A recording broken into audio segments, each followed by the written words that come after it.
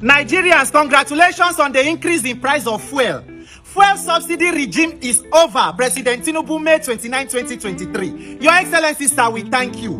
Mr. President, the way you they handle us, the way you they treat us as your Nigerians, as a country, it shows that you are a father. This is leadership. You are in the UK on holiday, you dey rest, and you are also Nigerian Minister for Petrol, and NNPC don't increase price of fuel again. We thank you. So my fellow Nigerians, now when I say make I follow talk, because NNPC said they don't come out as middleman from Dangote refinery, so price of fuel don't come up again, and now it go reach about 1,000 something and so on and so forth. So I just say make I ask on my people.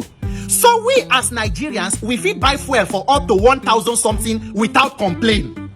So as a people, we fit live with fuel at 1,000 something. Nobody protest, nobody talk. Save Nigeria, no occupy Nigeria. Everybody accept. That is, we don't accept and we don't understand fuel subsidy, everything. So as Nigerians, we get understanding like this. We get patience. We get, we get understanding with government. So now only Jonathan government we be no get understanding with. We fit buy fuel for 1,000 without complaint, but we be no fit buy for 140 naira under Jonathan in 2012. And remember, say the major problem why I don't tell you about this subsidy issue, not be about say we they pay fuel subsidy. The major problem about the Nigerian fuel subsidy regime is the corruption and criminality in the subsidy regime. Under Jonathan, where we say the government being bad, or everybody say corrupt. As bad as the government be when they want to remove subsidy, the president first go launch buses for Eagle Square, say they distribute to transport company. They launch Shopee subsidy reinvestment program, say for people, for youth and all that. Plus you win, make youth where they do business, make they access loan and all. As bad as it been bio, but we protest, we say we no want. 12 years later, the same APC government wey protest and lead protest against Jonathan government come remove am now. The question where we dey ask since we say the money from the subsidy, where e dey go? Is it possible say the thing where they do with this removal of subsidy na to remove the corruption from the cabal where the petroleum sector come put the money for the pocket of politicians? Because I tell when I say the thing where Nigeria they suffer today is the ghost of the Buhari presidency. The Buhari government is the mistake that should never have been made. Buhari had no business with government.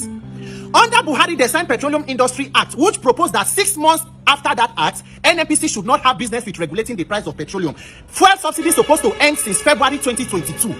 Immediately the thing won't end. The then Minister for Petroleum, P00r, run go National Assembly, go demand for 18 months extension. In 2022 alone, Buhari's government spent about 4 trillion on fuel subsidy. Between the first 6 months of 2023 to the end of the Buhari government, they spent about 3.6 trillion on subsidy. Totaling Buhari's administration about 11 trillion on subsidy. More than the entire presidents that were before him since our 1999. Handed over to President Tinubu, subsidy regime is over.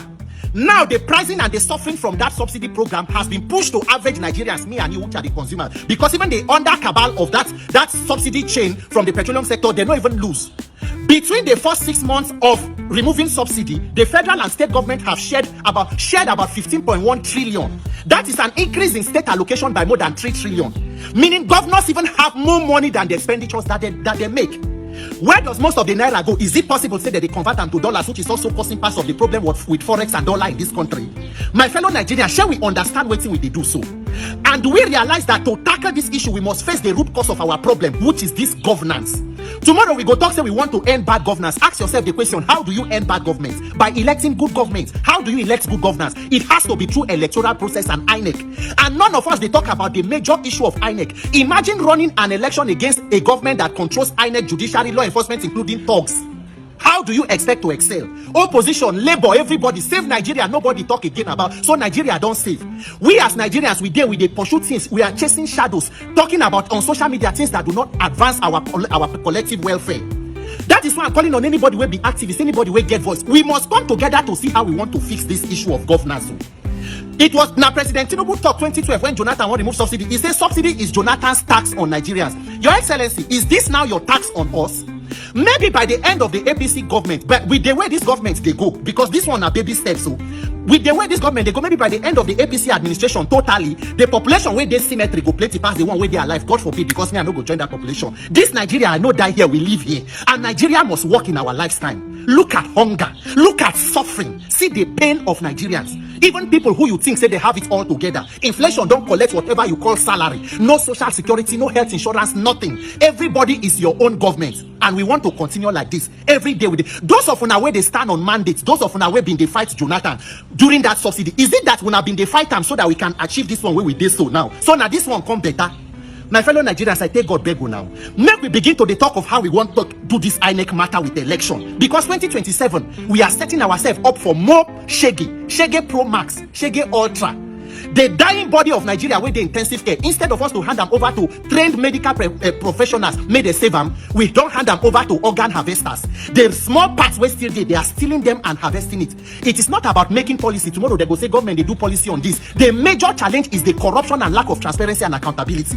If you like, create policies from today till next year. If you do not fight corruption and bring transparency and accountability and enforce your own laws, nothing will change. The suffering will only increase, and politicians will continue to live as kings at the detriment of the general populace. May God help us Nigerians to realize that we are our only help, we are our only hope, and give us the wisdom to do what we need to do to help ourselves. Because all this one what they do, Oshigidini. Congratulations, fuel subsidy removal. Happy petroleum price increase. May God help you and may God bless Nigeria.